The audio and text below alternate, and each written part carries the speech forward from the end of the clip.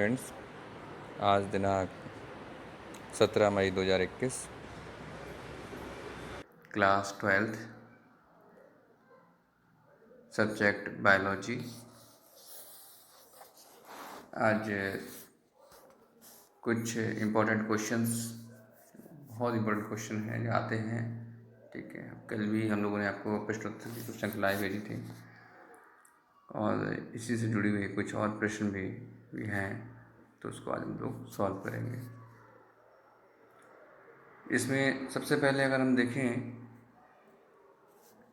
तो पहला है कि स्तनधारी की भ्रूण कलाओं के नाम बताइए। यानी कि जो एम्ब्रियो है उस एम्ब्रियो में कौन कौन सी मेम्ब्रेन्स होती हैं, उनका नाम बताएं। देखिए, इसमें सबसे पहला क्वेश्चन है स्तनियों की यानी स्तनधारियों की भ्रूण कलाओं का नाम बताइए। तो एम्ब्रियो की मेम्ब्रेन के नाम बताएं। तो मैंने आपको बताया भी था, इसमें क्या है, एमनियॉन, कोरियन, एलेंटॉइस तथा यॉर्क सैक। ये जो चार हैं ये क्या कहलाती हैं, ये एम्ब्रियो की मेम्ब्रेन्स हैं। अब दूसरा जो हमारा आता है क्या है कि ब्लास्टोसिस्ट के बाहरी स्तर की कोशिकाओं का नाम लिखिए, बताइए। सबसे बाहर वाली जो ब्लास्टोसिस्ट होता है, यानी मादुला के बाद जो ब्लास्टुला अवस्था है, यानी कि आप जानते ही होंगे कि मादुला जो अवस्था होती है 16 कोशिकाओं से बनकर, और उसके बाद जो अवस्था आती है उसे हम क्या कहते हैं, ब्लास्टुला अवस्था होती है। तो ब्लास्टुला अवस्था में क्या होता है कि भीतर जो ब्लास्टोसिस्ट बना होता है उसके सबसे बाहर एक कोशिका पाई जाती है, जिसे हम क्या कहते हैं, इसे हम लोग ट्रोफोब्लास्ट कहते हैं। ट्रोफोब्लास्ट कहते हैं उन कोशिकाओं के स्तर को। एक सिंगल लेयर होती है, चारों तरफ से घिरा हुआ बॉल टाइप स्ट्रक्चर होता है, उसे ट्रोफोब्लास्ट कहा जाता है। ठीक है।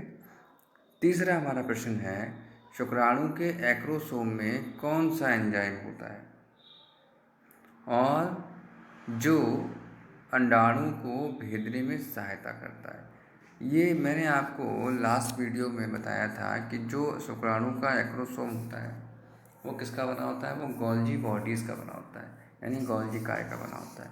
और मैंने आपको ये भी बताया था कि जो शुक्राणु का जो एक्रोसोम है ये क्या करता है, ये जोना पेलोसिडा को घेरने का कार्य करता है, इसको तोड़ने का कार्य करता है, जिससे जो शुक्राणु यानी कि स्पर्म का जो न्यूक्लियस है वो अंडाणु के न्यूक्लियस से जाके मिले। तो अब यहाँ बात हो रही है कौन सा एंजाइम पाया जाता है। तो यहाँ जो एंजाइम यानी कि जो एक्रोसोम में जो एंजाइम होता है उसका नाम है हाइलुरिनिडेज। हाइलुरिनिडेज और न्यूरिमिनिडेज। ठीक है, हाइलुरिनिडेज और न्यूरिमिनिडेज, ये दो एंजाइम होते हैं जो इसको भेदने का कार्य करते हैं। उसकी दोनों लेयर्स होते हैं, उनको ब्रेक कर देते हैं। उसके बाद है चौथा, उस जनन स्तर का नाम बताइए जिससे कंकाल एवं पेशियां विकसित की जा होती हैं। तो आपको मैंने एक बार बताया भी था कि तीनों जो लेयर्स हैं, एक्टोडर्म, मीजोडर्म और एंडोडर्म, तो किस लेयर से किस चीज़ का निर्माण होता है मैंने आपको पूरा बताया था, उसमें डिटेल वीडियो पड़ा हुआ है, आप लोग देख लीजिएगा। लास्ट वीडियो, लास्ट से लास्ट, सेकंड लास्ट होगा, देख लीजिएगा। उस जनन स्तर का नाम बताइए जिससे कंकाल एवं पेशियां विकसित होती हैं। तो यहाँ मीजोडर्म होगा। ठीक है, जो बीज का भ्रूण के जो मध्य लेयर है यानी मीजोडर्म है, उससे ही कंकाल और पेशियां विकसित की होती हैं। ठीक है। अगला प्रश्न क्या है, स्तनधारियों में निषेचन कहाँ होता है। तो इसको हमने बार बार आपको बताया हुआ है, इसका प्रश्न आपको आता भी, उसका उत्तर आपको आता भी होगा, इस प्रश्न का उत्तर, लेकिन पुनः बताना हमारा कर्तव्य है। तो जो स्तनधारियों में निषेचन क्रिया होती है वो फैलोपियन ट्यूब में होती है। कहाँ होती है, फैलोपियन ट्यूब में होती है, जो कि स्त्री के शरीर के भीतर होती है।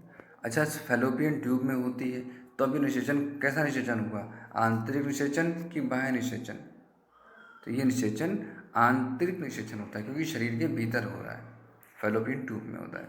ठीक है। अगला नंबर 6 है, वृक्क यानी किडनी, जल मतलब गोनट्स, यानी किडनी और गोनट्स जो हैं किस जनन स्तर से विकसित होते हैं, ये कह रहे हैं। तो ये जो होते हैं ये भी मीजोडर्म से ही विकसित होते हैं। बिल्कुल आप लोग उसको याद रखिएगा, पूरा डिटेल वीडियो मैंने बना रखा है, आपको देख लीजिएगा उसमें, ठीक है। विकसित होते हैं। अगला जो क्वेश्चन है वो है प्रसव यानी कि डिलीवरी के समय गर्भाशय का संकुचन किससे प्रेरित होता है। यानी कि प्रसव जो है यानी जब होता है तो उस वक्त जो गर्भाशय का संकुचन यानी सिकुड़ना और फैलना, सिकुड़ना जो होता है वो किससे प्रेरित होता है। तो वो जो पश्च पिट्यूटरी यानी कि पिट्यूटरी का जो पिछला भाग होता है, पिट्यूटरी ग्लैंड का जो पिछला भाग होता है, उससे स्रावित ऑक्सीटोसिन हार्मोन, ऑक्सीटोसिन हार्मोन से ही ये जो होता है प्रेरित होता है। अगला है क्वेश्चन नंबर 8 है गैस्ट्रुला में बनी गुहा को क्या कहते हैं और भ्रूण में यह क्या बनाता है। तो ये जो गैस्ट्रुला में बनी जो जो कैविटी बनी हुई है, ठीक है, ये इसको क्या कहते हैं, इसको आर्केंटेरॉन कहते हैं, आर्केंटेरॉन कहते हैं। और ये जो भ्रूण में ये क्या बनाता है, ये भाग आर्केंटेरॉन ये बनाता है आहार नाल को, ठीक है, एलिमेंट्री कैनाल। तो आपको पता भी है कि हमारी शरीर में एलिमेंट्री कैनाल कितनी लंबी होती है, लगभग 9 मीटर लंबी होती है। दूसरा, एलिमेंट्री कैनाल में क्या कार्य होता है, एलिमेंट्री कैनाल का भोजन का पाचन करना, साथ साथ भोजन का जो है निष्कासन करना भी है, जो वर्ज्य पदार्थ उनको निष्कास कर देती है बाहर। और जो हमारी एलिमेंट्री कैनाल है कहाँ से स्टार्ट होती है, मुख से स्टार्ट होती है और गुदा तक फैली रहती है, ये भी आपको पता होगा, ठीक है। नेक्स्ट जो हमारा क्वेश्चन है वो है क्या प्लेसेंटा में मात्रक यानी मात्र और भ्रूण के रुधिर में प्रत्यक्ष संपर्क होता है। तो देखिए प्रत्यक्ष संपर्क नहीं होता है, ठीक है। डायरेक्ट आप कहो कि उसका संपर्क होता है, डायरेक्ट संपर्क नहीं होता है, ठीक है। विसरण द्वारा जो होता है यानी विसरण क्रिया द्वारा जो है पदार्थों का आदान प्रदान होता है, ठीक है। भ्रूण के रुधिर में जो डायरेक्ट संपर्क नहीं होता है, ठीक है, विसरण क्रिया के द्वारा जो होता है जो आदान प्रदान बॉडी मतलब जो है पदार्थों का होता है, जो अणु होते हैं वो उसके ब्लड में जाके मिलते हैं, माता के रुधिर में जाके मिलते हैं, और भ्रूण के रुधिर का अलग डेवलपमेंट होता है, अपना अटैचमेंट नहीं होता है, ठीक है। आपने भी देखा होगा कि जो प्लेसेंटा है वो जब काटी जाती है तो उसमें जो है ब्लड का कहीं ज़्यादा रोल नहीं होता है, ठीक है। तो अगर ऐसा अटैचमेंट हो जाए तो खतरनाक हो जाएगा। तो उसके बाद है नंबर 10 अपरा का एक प्रमुख कार्य बताइए। तो अपरा का एक प्रमुख कार्य क्या, मैंने तो आपको पूरा सब बता रखा है कौन कौन से कार्य हैं अपरा के, बहुत इंपॉर्टेंट है अपरा यानी प्लेसेंटा बहुत इंपॉर्टेंट है। उत्सर्जी पदार्थों को जो है उनका संवहन करने में अपरा का इस्तेमाल होता है, यानी प्लेसेंटा का कार्य होता है भोज्य पदार्थों का संवहन करने के लिए, ठीक है, यानी माता के रुधिर से जो है शिशु के रुधिर में पहुँचना। उसके बाद जो है तीसरा जो है हमारा ऑक्सीजन का संवहन, कार्बन डाइऑक्साइड का संवहन, ये सारे के सारे क्या हैं, ये सब प्लेसेंटा के कार्य हैं। उसके बाद है 11वां प्रश्न ब्लास्टुला अवस्था में भ्रूण को सर्वप्रथम गर्भाशय से जोड़ने का कार्य निम्नलिखित में से कौन सी झिल्ली करती है। मतलब कहने का ये मतलब है कि जो ब्लास्टुला अवस्था है उसमें जो भ्रूण बना हुआ है उसको गर्भाशय से जोड़ने का कार्य कौन करता है, एमनियॉन, कोरियन या प्लेसेंटा, ठीक है, एलेंटॉइस या यॉर्कसेट। अभी आपने यहाँ ऊपर देखा था कि उसने कहा था कि जो स्तनधारी की जो भ्रूण है, जो भ्रूण एम्ब्रियो है उसकी कलाओं के नाम बताइए। तो आपने इन चारों के नाम बताए थे, एमनियॉन बताया था, कोरियन बताया था, एलेंटॉइस बताया था और यॉर्कसेट बताया था। लेकिन यहाँ बात चल रही है कि ब्लास्टुला अवस्था में जो भ्रूण है, भ्रूण को गर्भाशय से जोड़ने का कार्य, सर्वप्रथम जोड़ने का कार्य निम्नलिखित में से कौन सी झिल्ली करती है। और इसके ऊपर आप देख रहे हो क्या लिखा हुआ है, अपरा। तो अपरा यानी कि प्लेसेंटा, प्लेसेंटा एक ऐसी झिल्ली है जो दोनों के बीच में संबंध स्थापित करती है, ठीक है, याद रखिएगा, बिल्कुल बहुत इंपॉर्टेंट है। क्वेश्चन नंबर 12 यानी 12, तो इसमें है शिशु जन्म के बाद कौन सा हार्मोन दुग्ध को मुक्त करता है। तो देखिए शिशु का जब जन्म हो जाता है तब जो दुग्ध ग्रंथियों द्वारा दुग्ध का स्रावण होता है। और ये जो स्रावण होता है ये एक हार्मोन के द्वारा कंट्रोल होता है, जिसको हम लोग प्रोलैक्टिन कहते हैं। प्रोलैक्टिन हार्मोन जो होता है उसके द्वारा जो है जो ये कंट्रोल होता है पूरा, ठीक है। तो याद रखिएगा, इसको प्रोलैक्टिन कहते हैं। उसके बाद है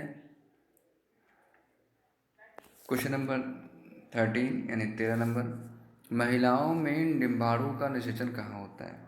तो ये बार बार आपको बताया जाए कि कहाँ होता है, तो फैलोपियन ट्यूब के अग्रभाग में, अगले भाग में, ठीक है। कि महिलाओं में जो डिम्बाणु, मतलब डिम्बाणु का आप अलग मत समझिए, कोई डिम्बाणु अलग है, यानी जो अंडाणु है, डिम्ब मतलब बहुत छोटा होता है, बहुत सूक्ष्म होता है, इसलिए उसे डिम्बाणु कहा जाता है, ठीक है।